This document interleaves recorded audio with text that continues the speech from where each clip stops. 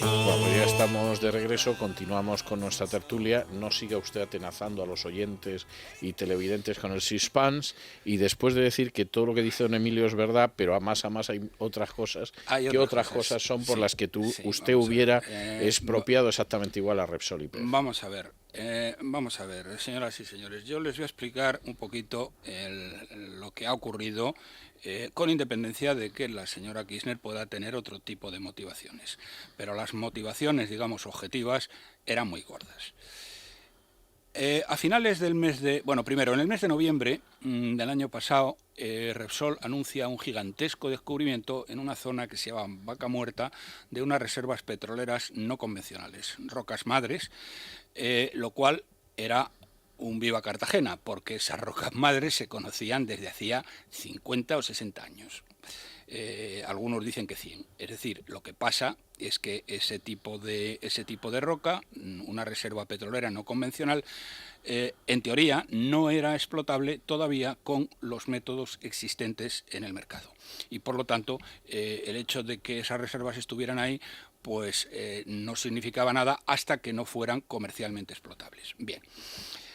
Por esa época, a final de noviembre, principios de diciembre, la señora Kirchner va a Washington invitada por el presidente Obama.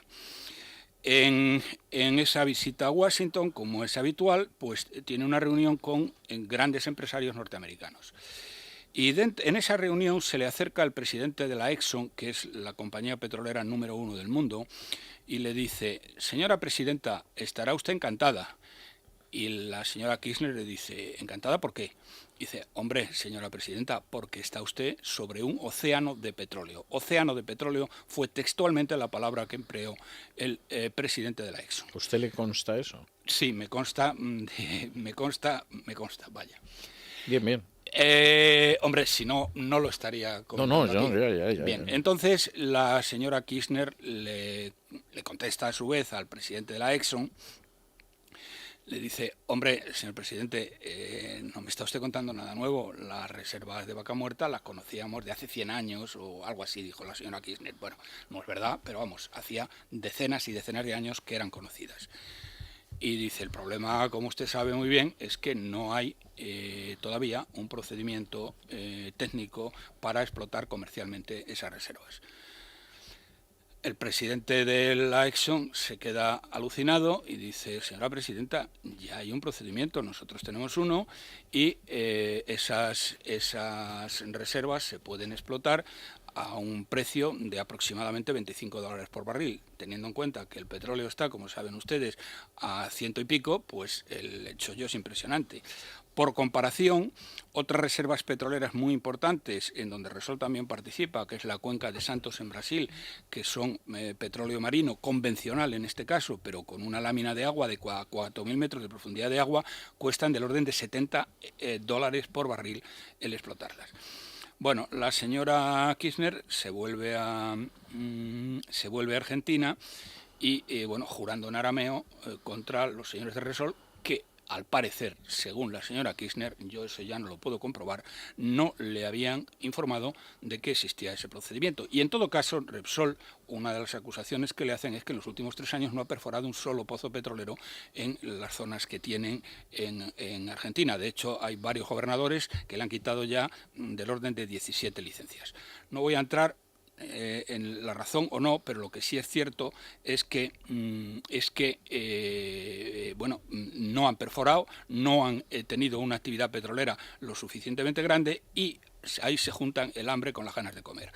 El hambre con las ganas de comer porque simultáneamente Argentina, que tradicionalmente había sido un país autosuficiente en petróleo, pues desde hace 2-3 años ha dejado de serlo, y el año pasado ha tenido que importar por una cantidad del orden de los 9 o de los 10.000 millones de dólares, cosa que le complica la vida no solo a Argentina, sino a cualquier hijo de vecino, sobre todo si uno tiene reservas que son técnicamente explotables. Entonces, ahí yo creo que Repsol, que estaba en otra guerra muy diferente, no estuvo lo suficientemente rápido de reflejos, porque a Repsol podría perfectamente no haberle interesado en aquel momento el invertir, pero sin embargo tenía una opción fenomenal, que luego la han mencionado ahora, pero ahora ya es demasiado tarde. La opción que tenía en aquel momento, y que algunos lo comentamos en algunos medios, pues es haber vendido una parte de sus activos a la CNOOC, que es una de las grandes compañías chinas de petróleo. Esta CNOOC hubiera comprado una parte de los activos o hubiera entrado en YPF y hubiera matado a dos pájaros de un tiro. Primero, Repsol hubiera tenido un flujo de dinero importante con el que poder acometer la explotación de las reservas no convencionales de Vaca Muerta. Para que tengan ustedes una idea, esas reservas tienen una extensión aproximada, una extensión como Galicia. Y la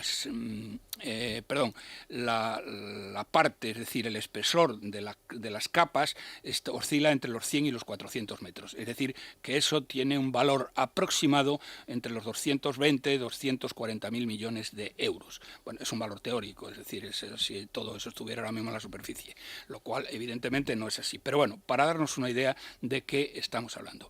Bien, digo que Repsol ahí estaba en otra guerra muy distinta y bueno, y tengo que decirlo porque es que es la verdad. Estos señores estaban en una batalla interna por afirmar la catalanidad de Repsol, para echar a los señores de SACIR y disminuir el poder de Pemex, de tal manera que los señores de la Caixa, con un 13%, pues se han llevado el santo y la peana. Y claro, si uno ve el consejo de Repsol, y aquí no estoy inventando, le quitan ustedes los consejeros que están ahí por ser accionistas, los consejeros dominicales que se llaman, los consejeros de verdad que hay ahí y que se supone que son los que tendrían que ayudar a aconsejar y a llevar adelante la compañía, son todo políticos, son gente son nacionalistas y rubalcavianos. Es decir, ahí los consejeros no dominicales son o de CIU o de PNV o del PSOE. de Rubalcaba. No, del PSOE no, he dicho rubalcavianos, no he dicho socialistas, que es distinto. Bien, entonces, ya me contarán ustedes, es que esto no sucede en ninguna otra compañía del mundo. Cojan ustedes un consejo de administración de la Exxon o de Shell o de Total o de BP. Es que esto no entra en cabeza humana que pueda estar formado exclusivamente por políticos que de petróleo lo único que saben es que empieza por P y termina por O. Y además por esto, señoras y señores, se llevan 300.000 euros al año. Bien. Luego después hay otras casualidades también, por ejemplo, que el exmarido de Elena Valenciano, con la cual por otra parte se llevan estupendamente, cosa de lo que yo personalmente me alegro muchísimo, pues resulta que es consejero de YPF. Por sus méritos, no, por razones políticas. Entonces no es de extrañar que la señora Elena Valenciano, que jamás ha enarbolado la bandera de España, ahora se envuelva en la bandera de España y vaya gritando que hay que ir contra Argentina y hay que declarar la guerra a Argentina. Entonces, cuidado con lo que estamos hablando. Yo el otro día estuve cenando con un... vamos a ver, con un consejero de una empresa, con un alto directivo de una empresa, no voy a decir su nombre porque se iba a notar mucho, que tiene intereses en Argentina, española. En Argentina hay ahora mismo 400 empresas españolas, entre ellas naturalmente están el BBVA, está la Telefónica, está el Santander y hay otras serie que no tienen problemas y que se están desarrollando allí perfectísimamente. Bueno, entonces esta persona estaba esperando que se llegara a un arreglo además al que podía además haber llegado Repsol hace 2 meses y medio, un arreglo similar al que ha llegado con el gobierno de Brasil, es decir, porque el gobierno de Brasil les ha nacionalizado también un 30%, les ha quitado a los de la Cuenca de Santos, les ha quitado un 30% y se lo ha dado a Pemex, a Petrobras, que es la compañía nacional petrolera de Brasil. Entonces, esto es decir, el nacionalizar grandes yacimientos es un procedimiento que funciona en la industria del petróleo desde los años 70 y no hay ni un solo gran país que tenga grandes yacimientos de petróleo que no los haya acabado nacionalizando. El secreto aquí está en o eso se hace por las buenas o se hace por las malas. El caso, por ejemplo, de Arabia Saudí, donde el petróleo saudí estaba controlado por una compañía norteamericana, mejor dicho, por un consorcio americano denominado Aramco, donde estaban los 4 grandes petroleros norteamericanos, entre ellos la Exxon. Bien, pues lo nacionalizó el gobierno saudí y no pasó nada. ¿Por qué? Porque el Aramco se quedó a cargo de aquello, ha hecho inversiones y siguen siendo los reyes del mambo allí porque tienen acceso al petróleo saudí más barato que nadie. Bien, esto lo podía haber hecho exactamente igual Repsol bueno, pues a final de año y en el mes de enero probablemente, y no sé si en el mes de febrero.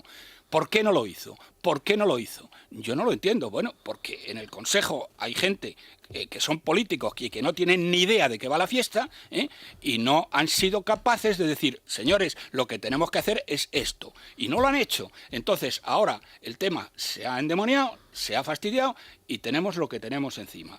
El problema ahora para mí es, primero, Repsol no estuvo, no sé si es verdad o es mentira, que le habían ocultado a la señora Kirchner que había ya un procedimiento que por $25 barril se podrían explotar las arenas madres de Vaca Muerta. Bien, no lo sé. Según lo que decía el presidente de la Exxon, así era.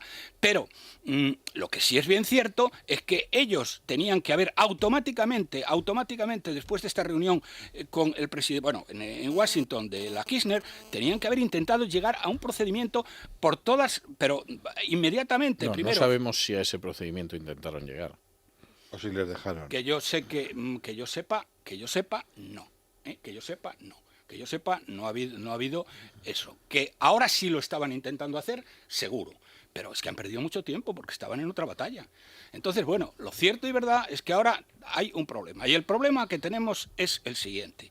El señor Rajoy, que a mí me da más miedo que un nublado... Tiene usted 30 segundos para decirnos... El señor Rajoy, que no tiene ni a un mísero consejero en Repsol, porque son todos nacionalistas o rubalcavianos, resulta que ahora enarbola la bandera de España y le declara la guerra a Argentina, entre comillas, lo declara la guerra a Argentina. Y claro, ¿y qué pasa con las 400 empresas españolas que hay allí? Porque van a verse en medio de una batalla que no es la suya. Esto no es la batalla de Telefónica, no es la batalla del BBVA, no es la batalla del Santander y de otras 397 empresas españolas que hay en Argentina. Entonces, bueno, yo espero que el señor Rajoy, que está ahora mismo reunido en Moncloa con otra serie de personas, algunas de ellas que conozco y que respeto mucho intelectualmente, que bueno, que tenga cuidado en lo que hace y que primero que se entere de lo que ha pasado y quién tiene culpa de qué, punto número uno. Y segundo, que bueno, que tenga en cuenta que en Argentina hay y que no defender una cosa que puede ser defendible o puede no ser defendible. Don Emilio.